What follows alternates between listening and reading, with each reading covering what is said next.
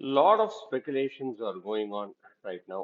ஆஹ் அதாவது பாமக பாஜகவோட சேர்ந்துரும், பாஜக அதிமுகவோட சேர்ந்துரும் அப்படின்ற மாதிரி சில பேர் பேசுறாங்க.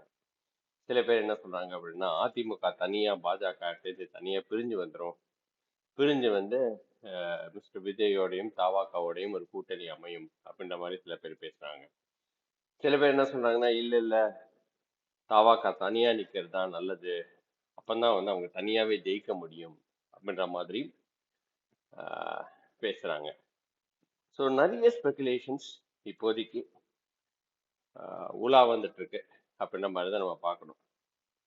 இதுல நம்மளோட வேலை என்ன? நம்மளோட வேலை மிஸ்டர் விஜய் அண்ட் தாவாக்கா ஜெயிக்கணும், அவ்வளவுதான். இந்த கூட்டணி, இந்த அலையன்ஸ் யாரு யாரோட சேருவாங்க அதெல்லாம் தலைமை பார்த்துக்கும். தலைமைக்கு தெரியாத ஒரு விஷயம் இல்லை. ஸோ அதனால அதை பத்தி நம்ம கவலைப்படவும் தேவையில்லை.